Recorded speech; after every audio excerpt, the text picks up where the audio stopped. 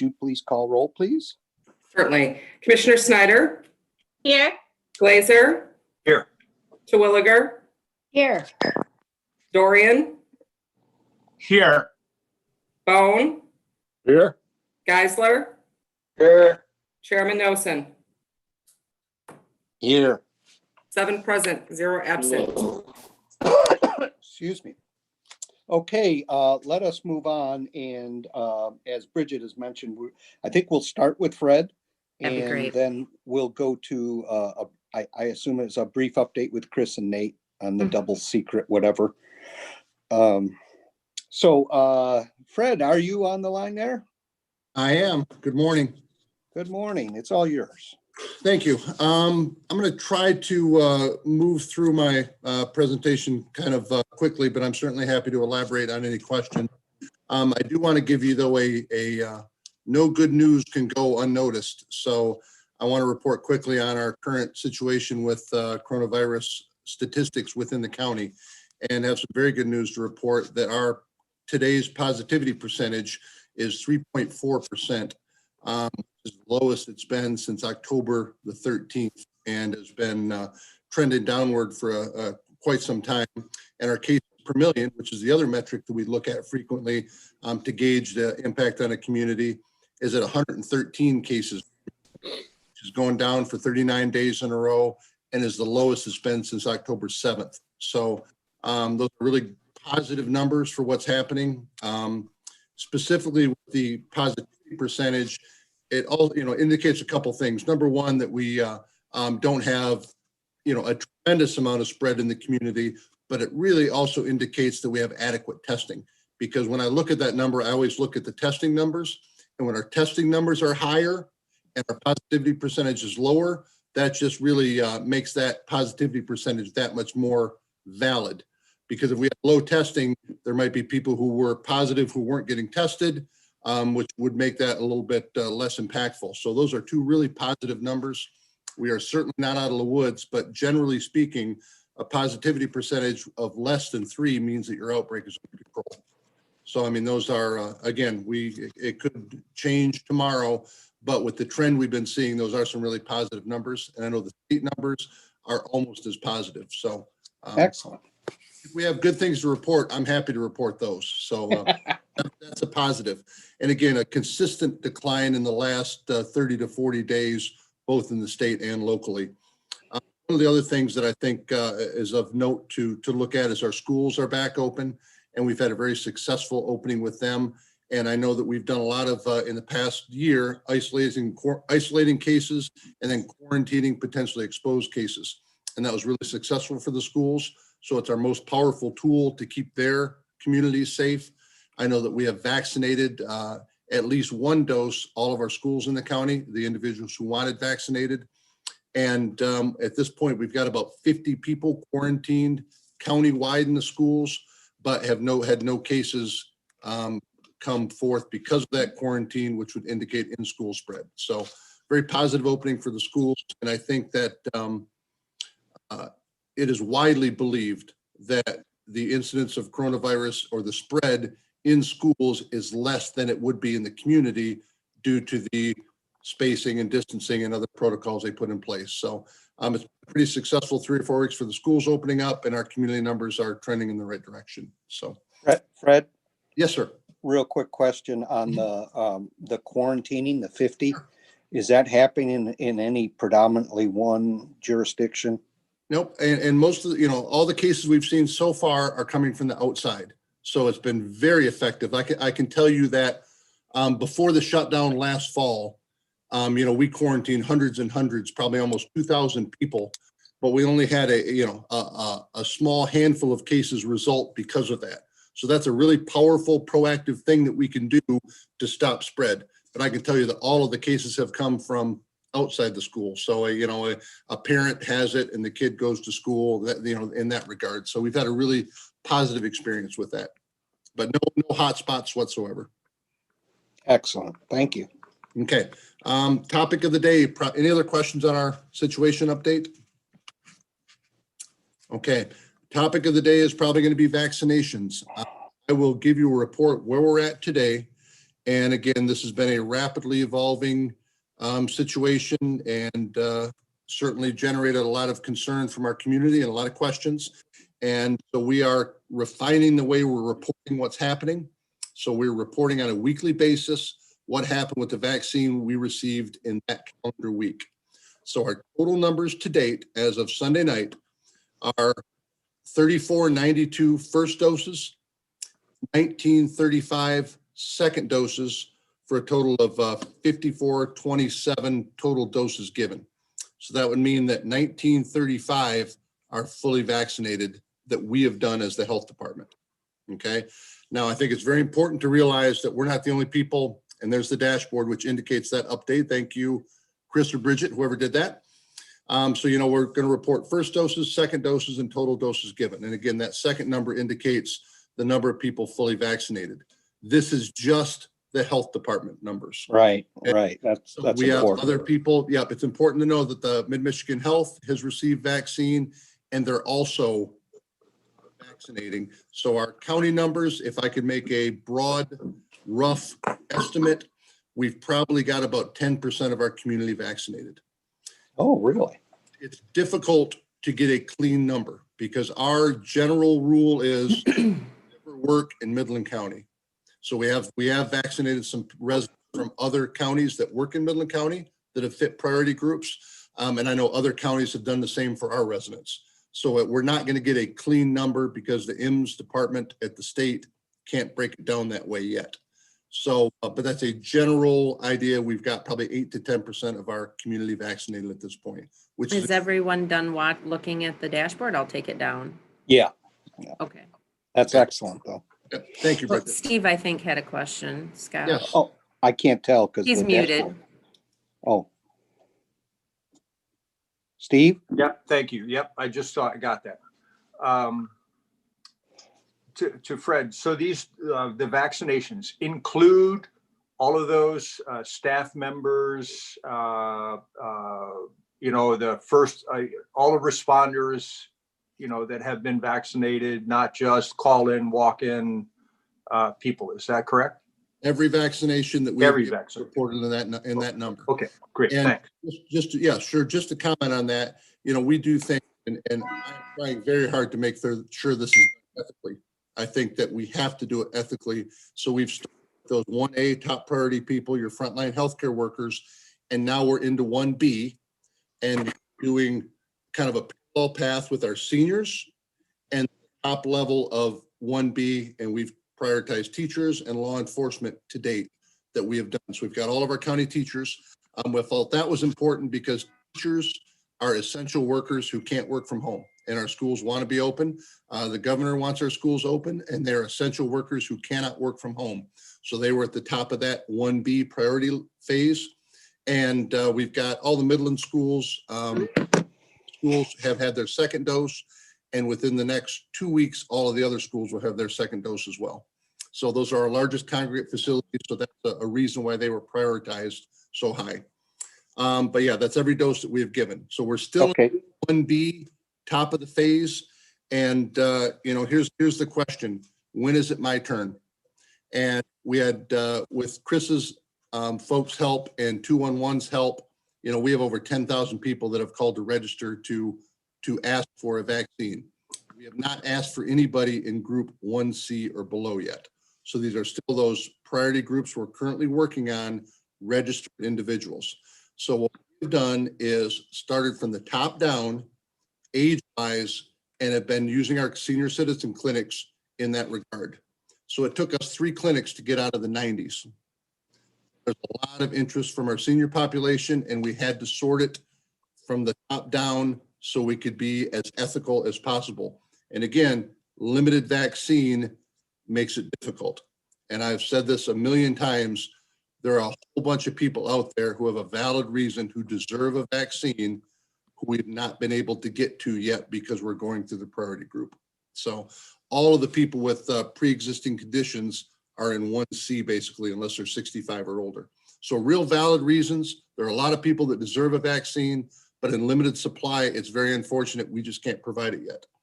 So as of today, I can tell you that we have a 500 dose senior clinic tomorrow at Senior Services, and that will put us down to about 80 age-wise.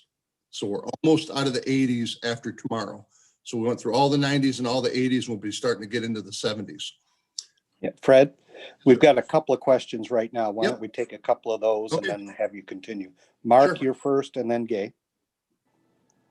Mark, you're muted. Mark, you're muted. This darn Zoom thing.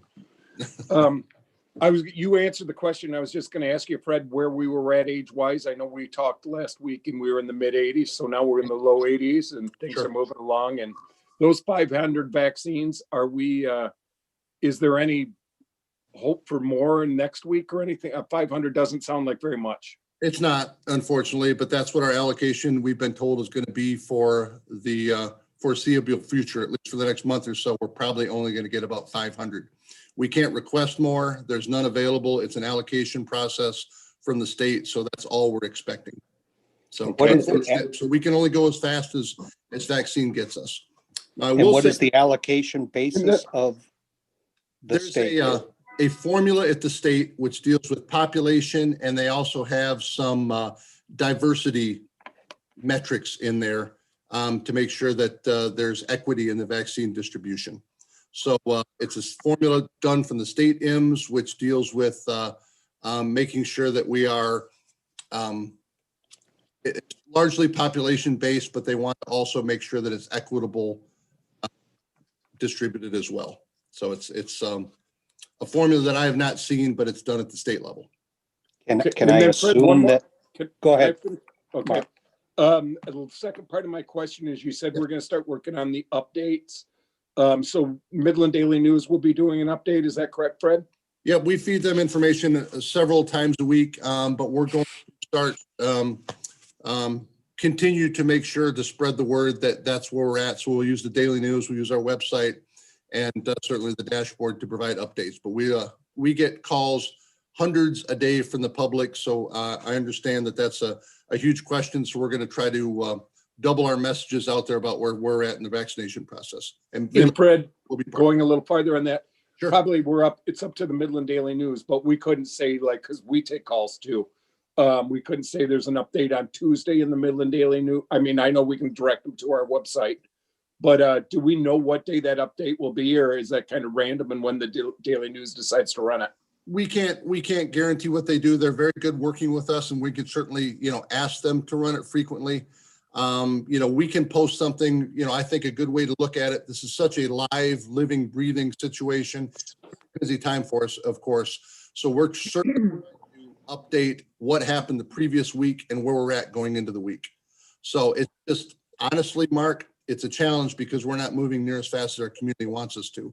So the updates aren't that drastic that, that it's satisfying people, unfortunately, but it doesn't mean we're not going to get the message out there. So the way our numbers are going to report it is what happened. We got 500 doses last week. Here's what we did with it. And here's where we're at. So we'll get vaccine again today and start a vaccination clinics on Wednesday. So I'll try to make it at least a couple times a week in all sources, just to make sure it's as current as it can. Thank you. Thank you. Sure. That's Sure. it for me. Okay. Okay, Gay, Thank you, Fred. Thanks so much for taking the time to update us. We really, really appreciate your time, and God bless you for all that you're doing for our community. That was just my comment, but I do have a couple of questions. Really Sure. easy. First question is, mostly Pfizer's coming into Midland County right now? Mostly Moderna right now. Oh, If they were Pfizer, we would get at least 975 because that's the smallest numerical allocation of Pfizer we can get. oh, right. All Moderna. And again, it creates an issue because Pfizer is the second dose every 3 weeks and Moderna is every 4 weeks. So like last week, Yeah. with a whole bunch of second doses. So we had 1,700 vaccines last week that we had to deliver because they're all second dose. And just the way it turned out, we had no second dose. So it's crazy to manage, but yes, we're getting most of Moderna. Lots to juggle. Okay, second question. This is more of maybe a little bit of a public health, and I was trying to figure out how you would even actuate this, and it might not even be a local number where looking at the state, and they're probably looking at what are the percentage of folks that are declining the vaccine and the populations that you may look at to get a feel for it. It's a very, very loose number, would be perhaps either senior citizens between, 80s, or the perfect one would be the population of educators and healthcare workers to kind of get a feel for it. I can Although tell it'd you be- that, yep, we have a fixed number with the education group as an example. And I've Yeah. been pleased because we had heard going into this that we would be lucky to get 50% of people because there was a lot of vaccine hesitance and Sure. trust issues. I'm happy to say that our educator group has probably been really close to 70 to 80% have chosen to take it. So that's a really positive number. And we're kind of getting into a situation with some of our early people, the 1A people, who have had a little bit of buyer's remorse, and it went well for their colleagues. So now they're coming back and requesting it at a later date. It's exactly what we want. So it's been a positive. I think with our demand in the senior population, it's high, it's higher than 50% in that regard as well. So I think it's been a real positive so far that our numbers have been really high in the groups that we know. That sounds very promising, and I'm really pleased to hear that. That's all I have, unless I think of something real quick, but thank you. Okay, and I want to put it in perspective. Some of the another challenge that we're dealing with on a daily basis is now the hospital gets vaccine as well, and they are following priority groups as well, but it's not exactly in the same path as us. They're going through their patient logs, and anybody in their patient logs who qualify in the priority group 1B, they're calling them in and vaccinating them. So a common question that we have that you may get from your constituents is, well, I'm 80 years old and I haven't got a call from the health department to get my vaccine yet, but my neighbor is 65 and they got an appointment at the hospital yesterday and got vaccinated. Or, my mother's 79, she hasn't got a call yet, but I know that her neighbor who's 70 got a call. We get, those daily. And the message is that, we're still working on the same priority groups, but they control their vaccine and we control ours. And I know they're a great partner and they're doing it very ethically, but it doesn't exactly match the way that we're doing it. So it does cause a little bit of confusion in some of our population, because if you're seeing someone younger than you that gets vaccinated, and this is a group of folks that, we get a lot of stories that say, I'm 80, I haven't went anywhere the last 10 months. I am begging for this vaccine to get back to normal life. And there's a lot of concern and anxiety. The people on our lists are calling 3 or 4 times to say, am I still on the list? I haven't got a call yet. There's a lot of angst. So, I know our communication is very important. We're going to try the best we can to ramp that up to be able to satisfy those people. But unfortunately, it's not the message that many of them want to hear at this point. And it's frustrating for us because we don't get enough vaccine. And I know it's frustrating for our community as well, because they just want to be vaccinated. So it's a very difficult time that we're trying to deal with. And we are happy to get as many vaccines out as we get. But in a shortage situation, it is a challenge. Well, and if they're here, our governor updates and even national news, it's a flat playing field. It's all across. And additionally, I am hearing folks getting vaccines through the hospital. Yes. Sure. Which Correct. is great. So can I just make a comment quickly on that? We have had some folks who've been thoughtful enough to contact us through social media or call and let us know that they've received vaccinations through their provider and to take them off the list, which is really important when you don't know this. And Fred hasn't said this, but I will say that this Bev Piles in the health department is responsible for making all of these calls. She gets over 100 voicemail messages a day. And it's her job is maintaining these lists right now. And she would tell you that when she calls people and hears the gratitude and appreciation in their voices, that it's not just heartwarming and moving, but it really is exactly why we're here and why we're doing what we're doing. So if you happen to bump into Bev, please show her your appreciation, because I'm here almost every day on the weekend, and so is Bev right now. I see her car here every day. She is Okay, an absolute Eric has a- rock star. Go ahead. I'm sorry. Eric has a question now. Hey, Fred, I'll ask the the selfish question on behalf of the board. Is there any plans that the department has in immunizing the Board of Commissioners? I will say that that is not a question that I don't get several times a day from different groups. And right now, ethically, we're following priority groups. So if any of our commissioners fit in a priority group of 65 and above, or a frontline, a healthcare worker, we would hope you've already been contacted us and got that. But other than that, it's unfortunately, we will vaccine when your turn arrives. So we're trying to be very ethical when we do this, and I have to stress that we follow those priority groups very closely, and it's important. So if you fit into a priority group that we're currently vaccinating, there would be a vaccine available. Question? I appreciate your response on that, Fred. No, sorry, lost my train of thought. Sorry. Go ahead. And just to follow up on what Bridget said, we got a lot of staff down here that are working long hours, and, making calls is not Bev's normal job. And I can just tell you that right now is a challenge because we have a 500-person senior clinic tomorrow. A lot of those folks don't use the internet. We can't send a link out because if we send a link out, I can promise you there's so much demand for vaccine that we've already noticed that that link is inappropriately shared. So if we send out a link to a group and someone hears there's a link, we have people who don't belong in that group registering on the link just because there's demand. So we have to call all those people and register them. So if my staff down here is slightly over 30, and I think as we were scheduling at one point last week, I had 15 people at one point making calls. So it's a huge mountain to climb, and especially when you have some challenges technologically, and also the the open link poses problems. So it's a concern. It's a lot of work, but I'm very proud how ethically we're spreading the vaccine out. I just wish we had more. So, but thank you, Bridget, for those comments. The point that I kind of wanted to make is that we're going to continue down this senior path. There are some rumblings of the National Guard coming in and doing maybe a regional clinic. I participated in talks with some contiguous counties, the Tri-City counties, Bay and Saginaw, and us. The Guard wants to come in and do a big regional clinic, but again, it's vaccine availability. So they have the resources to come in and do it. They were such a blessing during our large testing event last summer, and they have the resources to come in and do that on a mass scale.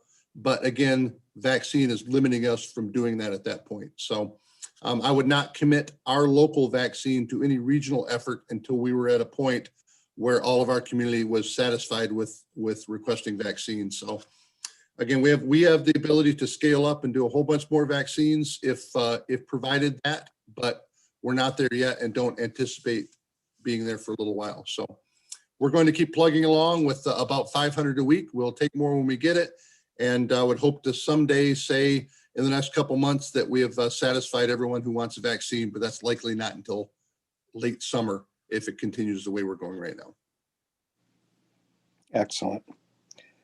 Any other questions? So I understand, if you're getting calls from your constituents, we're urging patience. We know that once you've registered, you don't need to call back to say, am I still on the list? We haven't forgot you. We just haven't gotten to you yet. And we've actually got a couple comments that say, I'm tired of being told to be patient. So there's a lot of angst out there. It's frustration. I get it. We're frustrated too. And a lot of folks are frustrated. We haven't been able to get to them yet. And patience is all we have at this point. So, if your constituents have questions, we're happy to answer them. We answer every phone call or email that we get, no matter how painful. And Facebook. Yes. And I'm answering all kinds of Facebook messages. Right. So we're happy to answer questions, but at this point, patience is all we have for some people, and we get the frustration. And sometimes, Fred, folks call us too, like 8 times Right. in 2 days, because they want to know. They have lots of questions. Right. So spread the love around. Thank you. Okay, Fred, do you have anything else? That's all I have this morning, unless you have any other questions. We will keep you posted. And I have to give thanks to Bridget, does a lot of work for our social media. And I know Chris is going next and his team has been a godsend with posting things and doing our dashboard and whatnot. So we have a lot of great support that I'm grateful for around the county team, and my staff is just doing a tremendous job and very, very proud, and we'll keep working for you. Absolutely. Thanks for all of your efforts, Fred, and please share our thanks to all of your staff. You're doing an incredible job. Appreciate that. Thank you. Okay, let us move on now, and I believe Chris and Nate are up with something called Double Secret, and that's all I know. Super And- secret. Super, Super I'm secret. sorry, Super secret. Let's not get our secrets mixed up. Right. Chris, you have the floor. Good morning, guys. I know Fred's off, but a thank you to him and a welcome. It has been a challenge with the health department, trying to keep ahead of the curve and knowing what to anticipate their needs are. But so Nathan, I'm going to give all the credit to Nathan on this. Him and the intern that worked with us over the summer came up with an idea to build on something that we had done here probably 10 years ago. I'm not sure if you guys were on the board back then. When we developed the Fetch GIS, which is our public GIS web viewer, there's a search engine in there to search veterans' graves. We went around with a GPS in 08 or 09 and GPSed all the veterans' graves in the 29 cemeteries across the county and built a search engine so that you could look up the veterans in the GIS. We didn't think a lot about it. I did it in conjunction with Ross in the Veterans Affairs office. And it ended up being just a win-win. It was a fantastic story that got into the Midland Daily News. It got picked up, and I was having counterparts across the country send me emails with articles from Indianapolis or from Boston saying, hey, we picked up this article out of Midland, Michigan. So it was really neat to see it grow and go out and the benefits and what we got out of that. So Nathan took that idea and we built on it. We called it our super secret courthouse project, and used the drone and we used the GIS resources to map out the Veterans Memorial over there at the courthouse. So Nate, if you want to share your screen. Yeah, can Bridget, if you're the host, it says the screen sharing has been disabled. So Nate and Nicole took the drone and they went over and they flew at really low levels with the drone, the entire paver area. And then we started using our resources in GIS to map out all the bricks. And when Nate gets his screen share up, I'll have him start showing you around and he can kind of tell you about what it does. I think Jessica's gonna have to do it. Oh. Jess, can you do it at the bottom? Oh, you know what? I'll make Nathan a co-host. Can't do that. Can you Yeah. make him a co-host, Jess? He is a co-host now. Oh, Got yep, it. Okay. Now it you just should be popped able up. to share your screen. Okay. All right, thank you. There we All go. right, everyone can see that? Yep. All right, so as Chris said, what we did is we took the drone out. It took me a couple flights back in October to get this right, just because this is such a large scale type of project. You know, we're typically used to working at a township scale or a neighborhood scale. So working on something that's a few hundred feet by a few hundred feet is it was an interesting project. So what we did is we flew the drone, and hopefully you can see the map. So I created an aerial orthophoto using the drone of the memorial, and then we manually created all of these bricks. So we drew in 3,300 bricks by hand based Oh off the my. imagery. And we've got, I think there's 800 or so that actually have text on them. And then what we did is we used the imagery and a combination of going to the site with the iPad and filling in text on all the bricks. And what the online GIS allows you to do then is search by a name, a phrase, whatever kind of text might be on the brick.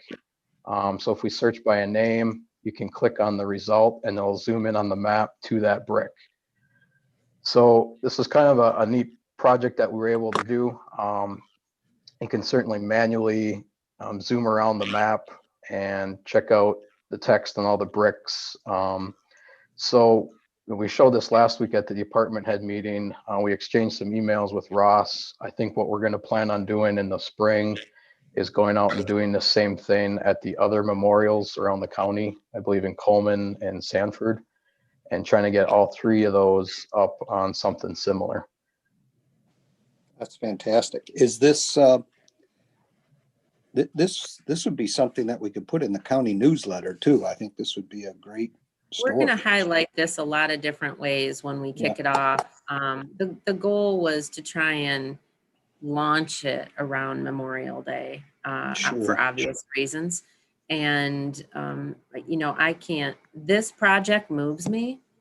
I'm a little irritated. They kept it secret from me for a while, but the rollout was nice at the department head meeting to see it last week. I think that this is just one more way that we can honor the veterans in the county and the folks who have people that they want to honor in this area, even if they're not in Midland. They can look at this online. Nathan, did you mention, I'm sorry if I missed it, did you mention the 360-degree? I didn't. So our sort of our plans to taking this the next step is OHM has done this around the state at a few parks and memorials, but they have a 360 technology, so they can set up some cameras and take 360 pictures, and it almost becomes like a Google Street View of the site. So we've talked with them a little bit about coming and doing that for these memorials. So then in conjunction with this searchable paver brick map, people would be able to go to almost like a Google Street View of the memorial and click on a point and stand there and be able to look in a 360 view of the memorial as well. So that's something that we want to do hopefully come spring or summer and work with them to do that. The other thing that I would like to eventually be able to do as well is right now on the vets page, there are 2 PDF forms that people can fill out with, you know, what kind of size brick they want and the text they want on it. I'd like to be able to build that into the GIS so that people could actually request a specific brick using this map. So if somebody wants a brick next to a family or a friend or in a certain location, they could actually reserve a specific brick. So those are some of the ideas we have moving forward on this. Excellent. Could you refresh my memory? Is there a cost for getting a brick? Yes. The smaller ones, I want to say are 100 or 125. The rectangular ones, the square, I just had this up the other day, but hang on. I'll tell you quick. It looks like there's 3 sizes. There's 2. There's those big spots. Yeah. I think there's only 2 sizes that it's 4x8 or 8x8. The 8x8 is 250. Okay, I see distinctly 3 sizes there. There's a lot of different sizes. I know because I drew all these bricks. So, but the messaging, what you purchase is only one of 2 sizes. Yep. A 4x8 or an 8x8, and the 4x8 is $100. And I actually have purchased 2 bricks here, one for my father and one for my father-in-law. And it's always a challenge for me, even though I've located them before, to try and find them when I go over there. So this is a beautiful thing, because one of the things we talked about in the department head meeting when Nathan and Chris launched this last week was at some point, we could have a signage at the memorial with a QR code that would take us to this, so I could actually locate the brick while I'm standing there. Oh, perfect. Yeah. So Does anyone have questions? Gay has her hand up, Scott. Just so you know, when somebody is sharing, I can't tell if there's a hand up. Yep. Well, you can, I think, if you click on participants and then your participant list shows up on the right. If you might be in full screen, but anyway. Okay, Gay I had still her- can't. Okay, go ahead, Gay. Yes, my question is I have this gentleman in our family that I'd really, as a family, we'd all really like to acknowledge our senior Twilliger, who is 97 years old. Who do we go to for the fee? Is it all online, and what department? Is it It's go through Ross. IT? It's So Ross. Okay. I can, yeah, so the forms are on the veterans website, but I can send you the forms, Gay, and you can decide which one you want to purchase. And then you fill it, it's a fillable form that you can fill out on your computer. And then you just contact Ross and you can write him a check or give him cash and he'll take care of it for you. Thank you so much. I love You're this. welcome. You're welcome. Bridget, could you send me a form as well? I'll send both forms to all of you. Thank you. This is very, very cool. Thank you. There, Actually, what I'm gonna do, I'm sorry, what I'm gonna do is I'm gonna send you the link to his page, and on the right-hand side is the box where you can pick which form you wanna click on, okay? That way you can read a little about it. Great. Hey, Chris and Nate, thank you so much for this. This is just another example of how I think special Midland and Midland County is. Very cool stuff. Thank you. Thank you. Thank you. thank you. Okay, if there are no further questions, and I don't see any at this point in time, let us move on to Administrator Controller Staff Report. And Bridget, this is all you. Thank you, and I'll be brief so that we can also hear from Bill. We do have probably a record low number of inmates in our jail at the moment at 98. Many of you may not remember this, but the maximum capacity at the jail when it was on Main Street was 110 people, and we were bursting at the seams then. So, we realize that COVID is the part of this, but also it has given us an opportunity in the county to really implement some of our diversion measures and alternatives to jail programs that is helping us. Of course, we would love to have more federal marshal inmates in there because that means more revenue for us, but at this point, our hands are sort of tied. Pinecrest has 46 people. Again, they're not admitting new folks. They did also have, it was bound to happen sooner or later, but in January, we had our first case of COVID, and 2 residents ended up with COVID. So they stopped visitation in the visiting booth there for a little while until health department says they don't need to be isolated anymore. So, I just commend the staff at Pinecrest that we've gone this long, really almost a full year without any COVID positive cases at Pinecrest. So they're How are all the to 2 be- residents doing? I think they're fine. They just had minor cold symptoms, I believe Corey said. So I think they're all good. But that's a great question because it's a very susceptible population, right, Scott? Right. The health department has given the second doses of vaccine to any residents and staff also at Pinecrest that were interested in the vaccine. They also did that last week or the week before. So they're all set. Skipping on, I just want to skip to equalization real quick. I know there's lots of questions about, properties around the lakes and in the areas that were flooded.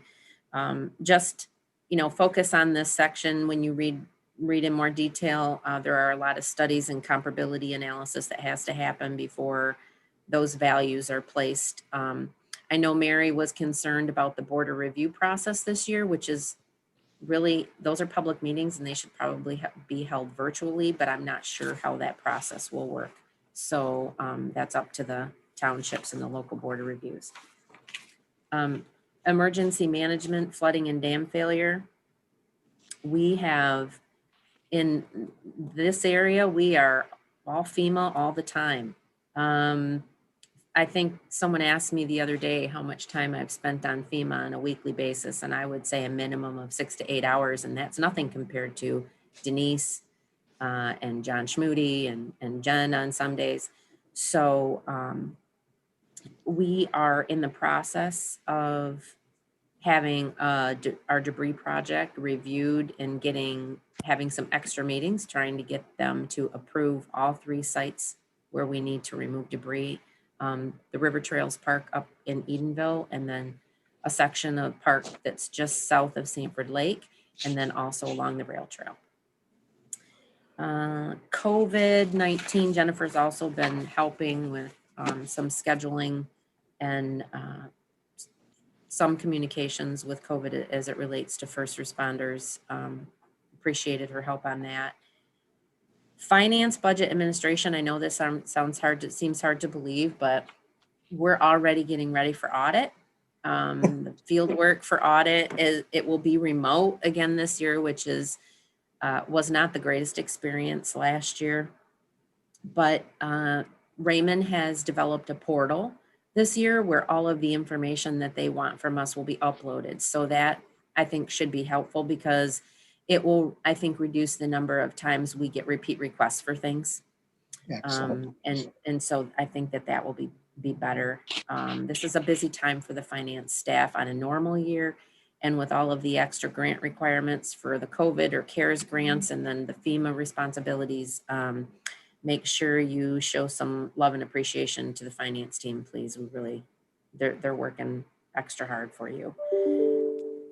GIS, we already talked about that a little bit. I did show you the vaccination the changes to the dashboard with the vaccine information, which I think is very useful for a tool for you to refer people to, and also for our public.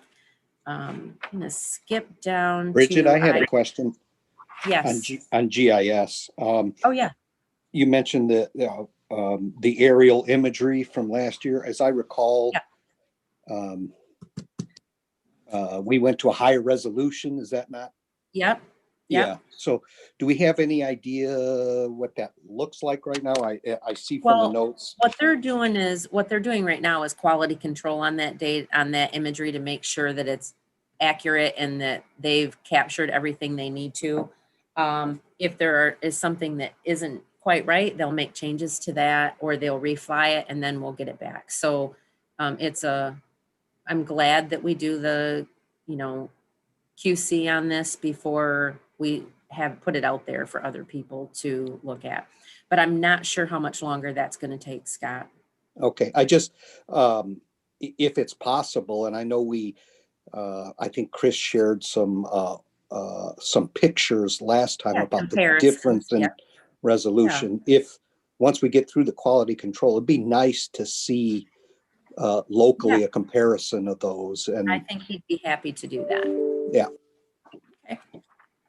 All right. I just want to bring up the website updating, the progress that we're making. We had a kickoff meeting last week, I think it was. We did some brainstorming. We're going to, Jesse James is going to help us develop a survey that we can send out internally, and then also externally. We're going to try and get some public comment, which we may have just had a little bit of in email in the last day or two on the website, and see what kind of information that we can gather from people that are actually using it or that want to use it, because I think that will just help make a better product for us in the long run. And then I just want to bring up, because I like saying it, Double Secret Octopus, our multi-factor authentication, hopefully should be active soon. We'll be rolling that out here in the near future for anybody who has a laptop that takes it home and goes through our VPN tunnel to come back into the network, just for security purposes. that does not apply to us in our iPads. Not your iPad. No, sir. Yeah. When you actually, I'll explain how that works. When you actually VPN in, you're looking at our network through your laptop, or if you have a laptop and a desktop, then you're actually looking at your desktop when you VPN in. So you're actually coming back into the network where you're not when you're on your iPad. So mosquito control, fortunately, we haven't seen any mosquitoes. It's the only great thing to be grateful for below zero weather, right? No mosquitoes, but it's that time for us to start planning, and we actually start looking to hire our seasonals about now so that we're ready to go at the end of March and April. So that if you know anybody that's interested in a seasonal position, some of our best seasonal employees come from word of mouth. So appreciate you spreading the word. I haven't highlighted much about MSU Extension, and they're doing so many things virtually now that if you have someone that you visit with that may be bored or looking for an online educational opportunity, I did include the link under number 1 to look at some of their programming that they offer. There's a lot of different kinds of programming they're offering online. If you go down into section 3 under food safety education, they're also offering a lot of that online too. So they've really been able to capture and to explore providing services differently, and they're doing a fantastic job of that. I do know though that the 4-H kids would love to be meeting in person, and they're not able to do that right now. Parks and Rec, again, John and Patrick are to be commended with all of the effort they're putting into the FEMA response. And they require a lot of paperwork. And they've been doing a great job. So I appreciate all of the time and effort that they're putting into making sure we have estimates on projects and pictures and narratives. They're really going above and beyond. I'll give you an example. So the request came from FEMA because we anticipate that the beach is contaminated because of all of people's personal property that were in the water. Our FEMA project manager asked if we could find documentation showing that the beach was actually an engineered beach, not a natural beach. And my response was, the lake wasn't a natural lake. Why would there be a natural beach? And that wasn't enough, obviously. And so Denise and I, he said drawings, like engineered drawings or minutes. So Denise and I spent a fair amount of time in the basement going through board minutes from the late 60s, early 70s. And we were like, we thought we'd hit the lottery when we actually found board minutes. And I just want to tell you, it was one day I was really grateful for that mask I was wearing with all the dust. But we found board minutes where the board approved the engineering costs to design a bathing beach. And we sent them all that. And when they got that, then they came back and said, that's not enough. We need drawings. I'm like, that is not how this works. That was 50 years ago.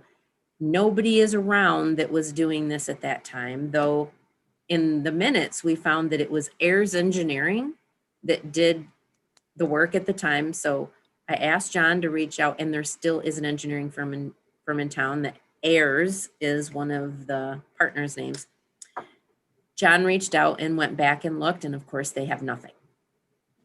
So Patrick actually uncovered photos. Patrick Clark, our supervisor at the parks, uncovered photos of a backhoe actually digging the beach, and then the beach. And we have aerial photos of before and after. So we are not going to back down too easily to some of these requests. We're going is above and beyond for sure to try and make sure they have all the information. And then they decided that since all we were asking for, or our claim was that the beach was contaminated, that they really didn't need those things. And that what they really needed was soil samples. So that soil samples, we've contracted with SME, and the soil samples were taken last week, and they'll take about 2.5 weeks to get back. So hopefully we will I keep saying, I feel like I'm playing a game with an 8-year-old, and every time I get close to winning, they change the rules. So anyway. What are you testing for? Contamination from things like propane tanks and metals that were, I mean, people's personal property where it was campers. We don't know what was in the campers. I mean, they are testing for any pollutants. Okay. Pretty broad Yeah. base Yes. screen. Okay. Yes, yes. And we can document, the other documentation they wanted was, they wanted us to prove that we resand the beach on a regular basis, annually or every other year. And of course we can prove that. But honestly, asking for documentation from 50 years ago, I mean, I can't tell you how excited I was. It truly felt like I won the lottery when I found the board minutes. If you Thanks really to get Ann's pressed, office for having all those things. yeah, if you really get pressed, I'm more than willing to sit down and draw the beach and just date it Thank you. 1960. Hey, don't think that conversation didn't happen privately. Absolutely. More proof that the federal government is not your friend. Not at the moment. I Yeah. mean, they're trying, but seriously, people. You know, Bridget, I almost think that there are folks at FEMA that talk about Midland, Michigan, and they talk about you and your team and our team. I just got to think that they figure nobody's going to fire back this information. Yeah, we got them. No, you didn't. Right. I think Yeah, I got my money on Bridget. good job. Thank you. At one point I did say, I apologize if I seem frustrated. And then I said, wait, I am not apologizing. It's my job to advocate for us. So Darn right. I'm not apologizing. So I'm good unless someone else has a question on something that I didn't mention. Any questions? Any further questions? If not, I will turn it over to Counselor for his report. Well, good morning. I think I'm just going to kind of dovetail on what Bridget was talking about. Quite a bit of my time in the last few weeks has been dealing with the relationship to FEMA and to the county's relationship with the Four Lakes Task Force. We've been dealing with signage issues for protection of persons who may wish to go onto the bottomlands, which are not in our name yet. However, I think they will be in the near future.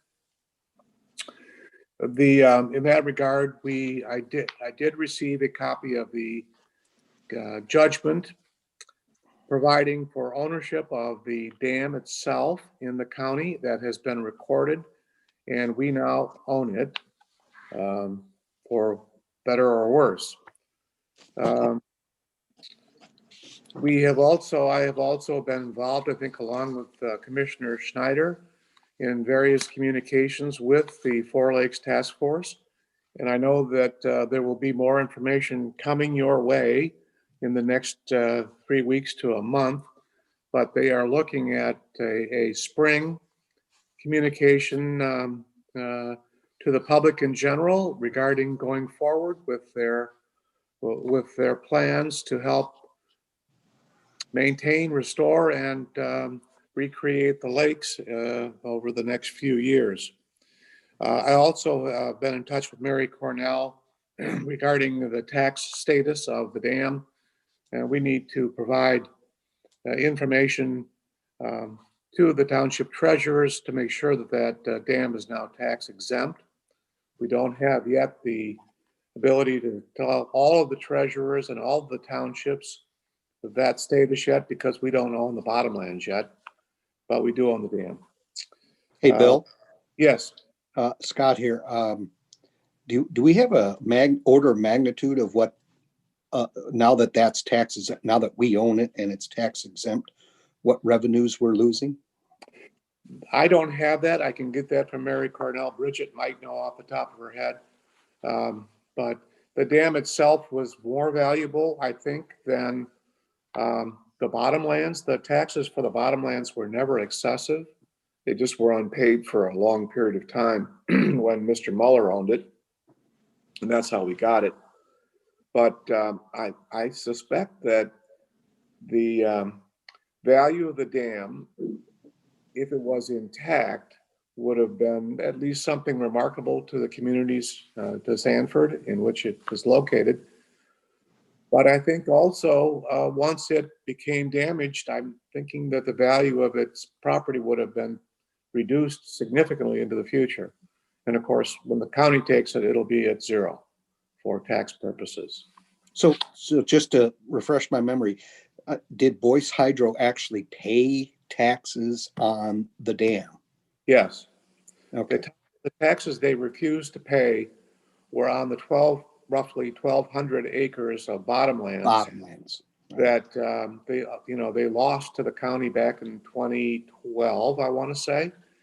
And then we, the county, held it we paid for it. We paid all the taxes to buy it. And then we held it for about 3 years. And in 2015, we sold it to the Four Lakes Task Force for essentially the taxes that we paid.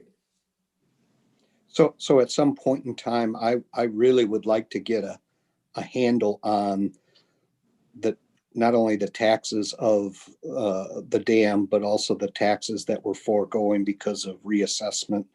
And I'd love to understand ballpark what we're talking about here. It's gonna be a while.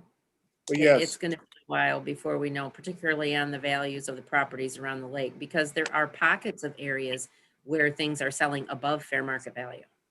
Right. I get it. And there are some that are selling below. So, and I think I mentioned this maybe in a previous executive committee meeting, that Mary had indicated if a home had not been damaged, it's likely selling above fair market value. If the homes that are selling below fair market value are those that had had some damage from the flood. But it's probably going to be a good year before we have any idea of what that impact is, or more. Yeah, because sometimes it's 2 year. It's normally a 2 year sales comparability. Yeah, here's where I'm coming from. I'm from a long-term planning standpoint. We've got a $32 million budget. I'm sure we can go and look at on the tax rolls what the total tax is for all those properties plus the Boyce Hydro. Yeah, I don't know if this is a $25,000 problem, a $100,000 problem, $1 million problem. And I'm just talking about the taxes now, just the revenue. I understand all of the other issues with the dam, but what is the nut that we are going to have to think about for the next 5 years in terms of lack of revenue? According to Mary, it's a very big issue for the people who live around the lake, but in the grand scheme of our taxable tax base, it's not as big of an issue. So as far as estimated dollars, I can talk to her about that, but I know she's not going to be ready to go on record about it for a little while. But when she is, we'll make sure that we have that information out. Okay, fair enough. Yeah, that's a very interesting question, really. But I can get that information historically as to the dam itself. I can provide that information. I've been in contact with Mary the last couple of days. So John Schmoody is, and I've been also working along with Bridget to identify the debris areas that maybe the Four Lakes Task Force can assist with. Bridget's working with FEMA, and I know she wants to put that to bed one way or another before we go on record and contract with Four Lakes. However, when that happens, if we do go into contract with them, that contract is essentially ready. Switching gears for a second, we've had quite a bit of FOIA activity, and the Mr. McGee case that you dealt with has been handled in circuit court before Judge Karras. He has dismissed the action, but as I think the county clerk will tell you, that the plaintiff in that case is not satisfied with that result and plans on taking other action, which he has the right to do, going to the Court of Appeals. So we'll see what happens there. In other respects, we've been getting a fair amount of FOIAs, but not an inordinate amount, just dealing with them as time goes by. I think the Four Lakes issues and the dam issues remain high on everybody's list of things going on, including mine. Any questions on anything, I'm happy to do my best. Any questions from folks? Okay, seeing none. Thank you, Bill. Appreciate it. And let us move on now to commissioners' updates on boards and commissions. And we're going to start with Commissioner Glazer. Yes, sir. Tuesday, the 26th, I attended Community Mental Health Central Michigan. We continue to meet virtually.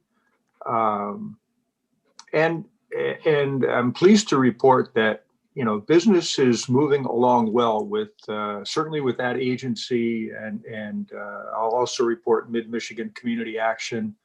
I think that they're finding new and useful ways to use the computer technology for interacting with patients that and families that you know, heretofore they never would have made use of, and it's been a real productivity tool for them. So I think they're finding it very informative. Thursday, the 28th, Mid-Michigan Community Action. This group has really been aggressive in taking on additional work in other geographic areas, I guess down in the Muskegon area, CMH or 2 in that area. I don't know what the nature of the difficulties were, but, you know, through mismanagement or whatever, we're just kind of withering, and we've taken that group on and, you know, doing winter weatherization projects and then implementing other community relief actions. So they've been very aggressive in doing that kind of work. So I extend them, you know, a real a sense of appreciation for all they're doing. Wednesday this week, or last week, the 3rd, I attended Porter Township. I tried to get to them quarterly. Scott, thank you for dialing in to Parks, and apologize for the confusion and the handoff of the baton. No problem. And then Monday, last night, attended Lee Township. Porter was meeting physically. So, you know, they have a large hall and they're just spread out in that hall, and they found that works for them. Lee was a Zoom meeting. And it's interesting, I didn't have a chance to follow up. They had a turnover in a number of positions there. George Whittington had been the supervisor and chose not to run for re-election, but he was running for a board member, trustee, was not elected. Bill Stewart was the treasurer. He had been voted out, but he was at the last meeting, and it sounds like they've had some problems, and it's possible that the newly elected treasurer decided to back out. I don't know what's going on. And I see Ann shaking her head. Is that what happened, or? You're on mute there. So Lee Township, you are correct. They've had some turnover. The treasurer that was elected resigned. And so it's my understanding they're going to put the old treasurer back in that position by an appointment, and then he'll have to run in 2 years. Okay. So yeah, they've had some turnover. There's a lot of dissension out there. I don't know exactly all the details, but so yeah, Bill Stewart will be the treasurer. It is my understanding. I think at the next meeting, they're going to appoint him back there. So. This meeting was pretty good. Last meeting I was in, the temperature outside might have been about 15. Inside that room, I think it was about minus 20. So yeah, they're in rough times. So that's all that I have to report. A lot of drama. Thank you, Commissioner Glazer. And Commissioner Terwilliger next. Yes, good morning, all. I would say nothing really out of the ordinary with the meetings on my docket. Bridget already covered Pinecrest, so I don't need to, that typically are the big updates, but that's already been done. I would mention that I attended the Region 7 Agency on Aging meeting, which is part of one of the things that are on my list of committees and organizations that I'm supposed to attend. And I had not ever done that before, but I went through all the red tape to be able to get in on the Zoom meeting. And the organization is, it's about 12 counties that it covers. And it is a good tight group of folks. I think they've been on the board for a long time. They're knowledgeable. Probably about 4 of the people from the Region 7 staff were on the meeting, as well as all of the folks. It's about a 2-hour meeting. They talk about the PACE, huge building project that they were allocated funding for. It is a Three Rivers project, probably about 5 or more times larger than the Pinecrest addition, which is also Three Rivers. And there was quite a bit of talk and a lot of pictures and slides of what the progress is and so on and so forth. I believe it's in Tuscola County. The function of this big building is to service senior population's medical needs in that area. If you have any questions on that, just stay tuned. I plan on attending the meetings so that I can better understand that. It's a large initiative, the PACE project, and Region 7 is a huge organization. I would mention to Bridget, I believe you're still on, Bridget, that there was talk about the appeals process for taxations through the township. I sat in on Mount Haley last night, and they do intend to do that via Zoom there for the hearings that that townships. So I know they are planning on doing that. There's a gentleman that has stepped up to the plate, and Rod Kitzmiller, and I have not met this gentleman yet. He is absolutely the hero. He is hosting the meetings and he's doing everything Zoom for them, and he's the deal. So, and Ingersoll is Zooming too, but with some challenges here and there. But that's all I have. Thank you. Thank you, Commissioner Terwilliger, and we'll move on to Commissioner Geisler. Jim? Nothing to report. Thank you, Jim. Appreciate that. And Commissioner Dorian? Road Patrol Deputy negotiations continued on the 20th of January. I think we're close to a tentative agreement, but we're not in that status as of yet that I know about. So that'll be coming up to you hopefully very shortly here to ratify their, if we have a tentative agreement, ratify their contract. And that's all I have. Thanks. Thank you, Eric. Commissioner Snyder? Hi there. Let me know if I break up. I know I do sometimes. So I have a few things. Of course, Four Lakes is weighing pretty heavy on my mind lately. And we had a meeting and discussed some things. They are looking at the assessment and assessing the DNR properties and the county property. And they thought we just had the Sanford Lake County Park, but we have 3 county parks that touch that the waterway. We have the Heritage Trails in Edenville. We have Verity, which we just acquired, and we have the Sanford. So just some things to think about. And then when someone files a poverty exemption, they get released from their taxes, but you have to pay all the special assessments. And so that's just something to remember too. There are programs out there that they've talked about. I'm for the lakes coming back, and I really hope we can come up with this, but they're still looking at perhaps a $2,000 assessment for front lot owners on Sanford and perhaps 25% for a back lot. And I do just want to let you know some history. A while ago when Edenville Township was putting in municipal water, they were going to charge about 400 on the winter taxes for 40 years, and that did go through, but Edenville recalled their entire board over that, over 400 on the taxes for 40 years. So there's just things coming, and I just want everybody to be aware of,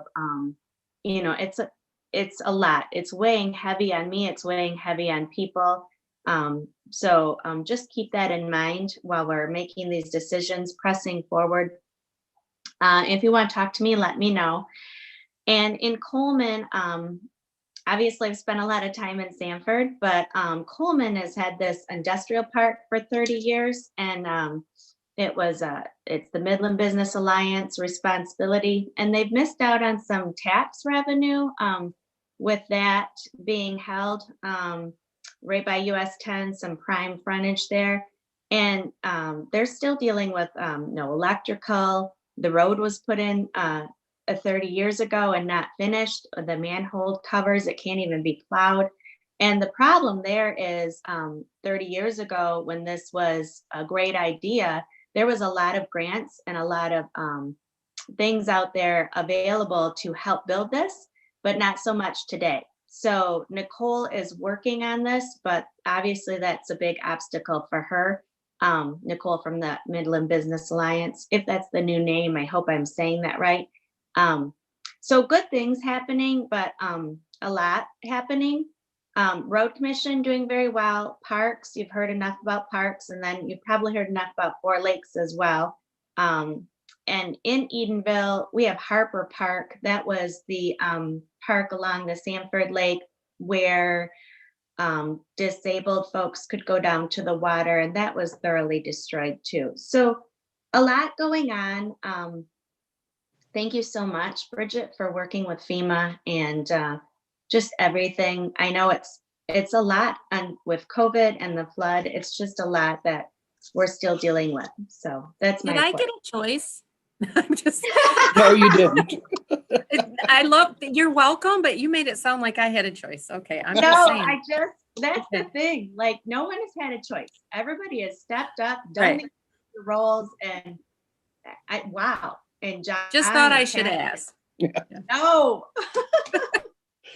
Okay, thank you, Commissioner Snyder. Chairman Bone? Morning, everybody. I don't have a lot to report, but what I will do is I'll piggyback off of what Jeanette had just said out at Coleman. It's great to see a standing structure sitting on the MBA board. We finally have a bill, there's a garage door company out there. I believe it's doors, garage doors, things like that. So they have their structure standing. And not that we're looking to give away that property, but I think for the right candidate, where there may be some infrastructure issues, it's free, it could possibly be free land also. So there's some really good opportunities still in Coleman. Hopefully this first building going up will increase opportunities for other businesses to come in, and they'll feed off of each other. But I think it's exciting that we're up and running finally after as many years as it's been, and just like Jeanette said, where things aren't perfect, at least we have something to develop some business and get things going up in Coleman. So I think that's pretty exciting. And I think that's all I've got to say. Hey, Mark, is Yeah, go ahead. that the garage door business from Mount Pleasant? We had a dedication there, about 2 years ago? Correct. Yeah, Steve, it is. Yep. Okay, So now they have the Nice. structure standing, and it's so it's nice to see Okay. something going on out there at least. yeah, good. Thank you. Okay. Yep. Thank you, Chairman Bone. And for me, I've got about 4 things to report on, a couple of them fairly quick. The Northern Mission Counties Association, I forwarded the Great Lakes water levels presentation. I think that would be helpful for a lot of you. Interestingly, over the history, we know this, water's been up, water's been down. It's up now, but it is projected to go down, and we'll see with the snow melt this year too. But I didn't realize, it affects inland lakes as well. Not that that's a critical issue with Sanford at this point in time. But so if you're interested in that, it's a fairly readable presentation. The second is the Great Lakes Bay Michigan Works Association. I think I've mentioned that we are working on this interlocal agreement amongst 5 counties. And yeah, we have some issues with Saginaw as the fiduciary and some of the costs of the personnel. I do not want to get into the gruesome details of this, but we're going to have a meeting of the minds with the administrator there. And I want to thank Bridget for her help and support. I know, in the end here, I think reasonable minds are going to come up with reasonable solutions here as long as we have the right data. And right now we're getting the right data in terms of total costs and actually historical costs for up to, well, it's 13 employees that we have. The critical issue here is that many of the grants that we get from the state and government on Michigan Works, there's a maximum amount that you can spend relative to programs for administration costs versus program costs. And we seem to be bucking up against that limitation right now on admin costs. And there are probably a number of solutions that we can look at. And so stay tuned. I think I'll have a lot more to report on this as we actually have some face-to-face or Zoom meetings with the administrator at Saginaw, Robert Bellman. So again, thanks, Bridget, for helping with that. That's going to help us a lot.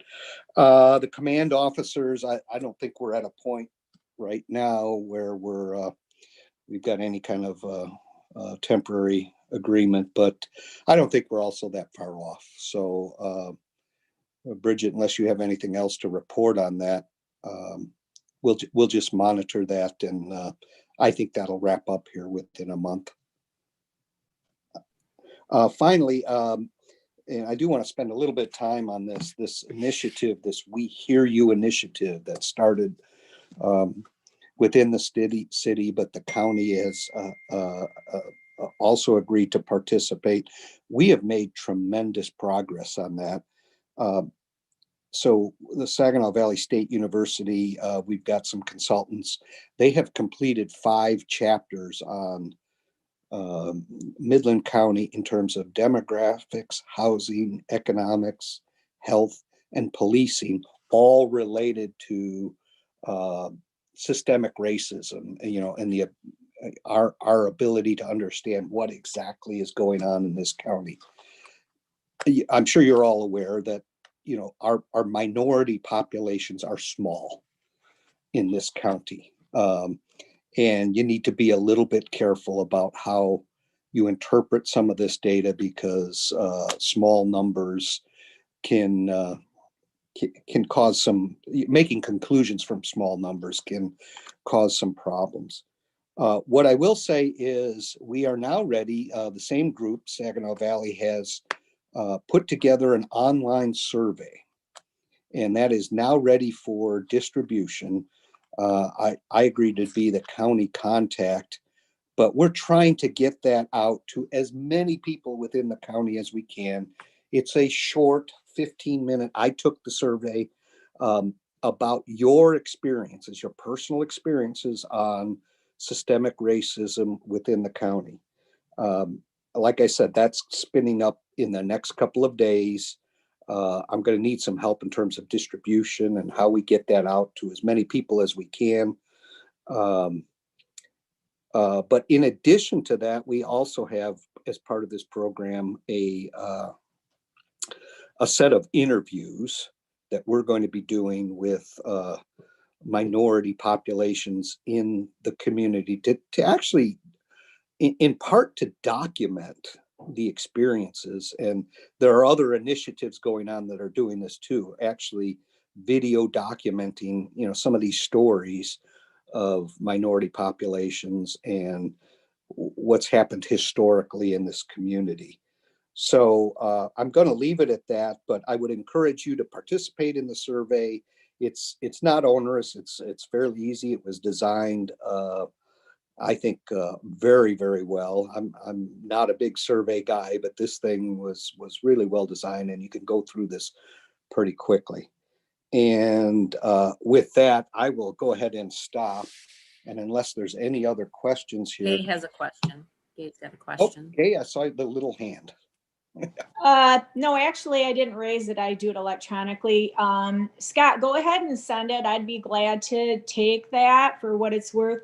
And I did want to just mention to you all that I did sit in on the NMCA, the Northern Michigan group, and Scott heads that. He runs pretty darn tight meeting, and it's a good group. Lots of very banter, but positive, and yeah, it's a good group. So I somehow got an invitation. I'm the alternate for Scott. So I thought, well, maybe, I just ought to get to know the group just in case Scott needs some help sometimes. So I might sit in on that. And that Great Lakes presentation, because I am such a lover of the Great Lakes, is very meaningful for me, but it's a great presentation. And Scott shared that with all of you.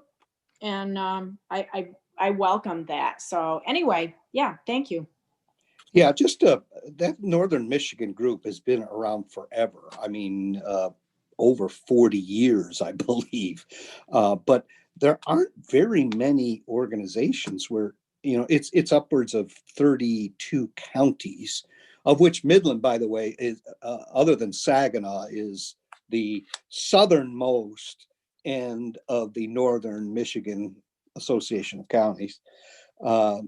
But it is really, really great to be able to listen to other commissioners and some of their issues, and to learn whatever the issues are affecting generally Northern Michigan counties. So appreciate that, Gay. And with that, let's move on to commissioners' comments, and we'll start again with Commissioner Glazer. Yeah, Mr. Chairman, I have no additional comment. I'll back that up. Yes, thanks to the health department for all the work they're doing, and for our staff coping with, as you say, COVID, as well as the residues of the flooding. One or the other would have been a ton of extra work. And with both of them, I'm sure there are a lot of really worn out people at the end of the day and at the end of the week. So thanks to everyone. Thank you, Commissioner Glazer. And let's move on to Commissioner Terwilliger. Well, I'm just going to do a shout out to all of our departments that continue to do incredible, monumental amounts of work during this time. It is, we're in the long haul now, guys. It's been a year, and everybody's feeling it, but I'm sure they are feeling it, and they continue to move on. And I can't thank them enough. So that's my comment. Thank you, Commissioner Terwilliger. And Commissioner Geisler. This is kind of an aside, but was finally able to have lunch at the Zinc twice last week and at the country club once.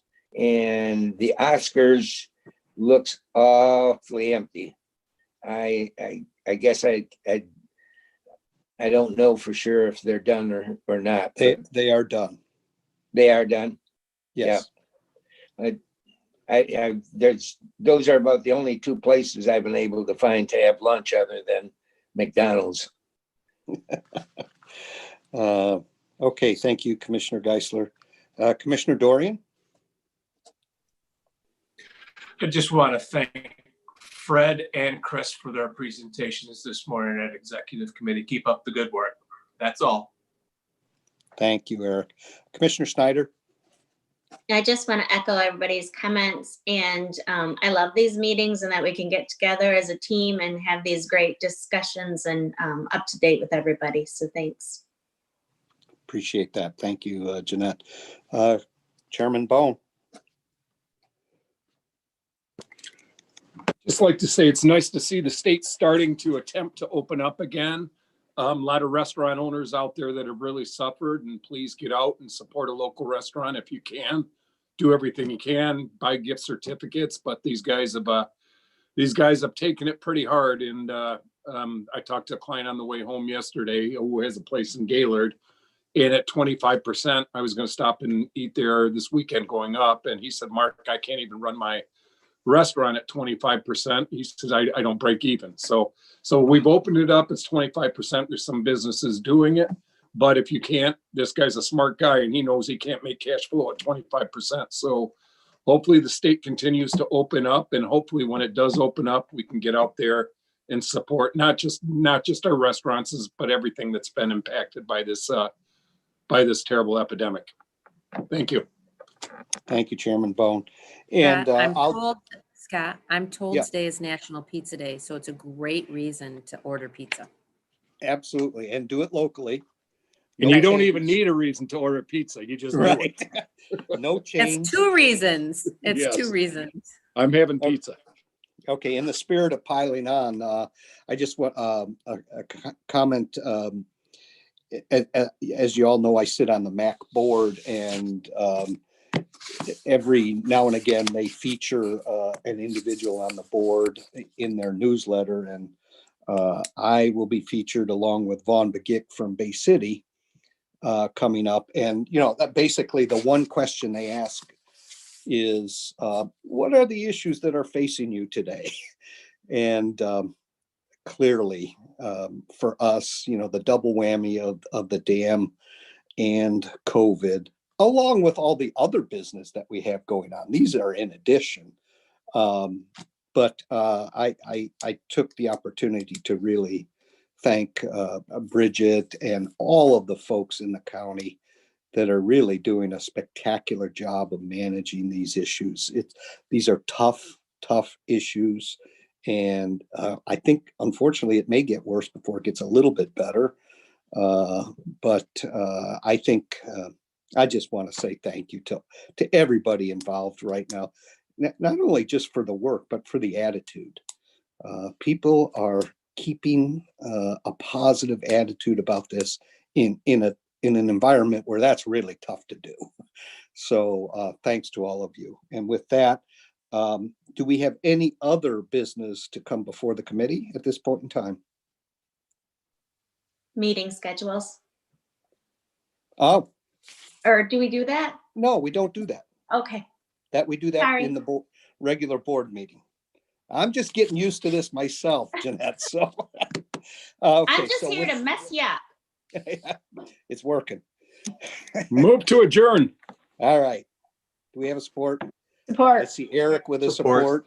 All those in favor, please say aye.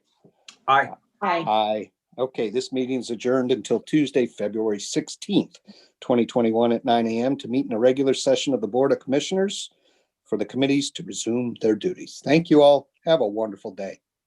Yep, thank you.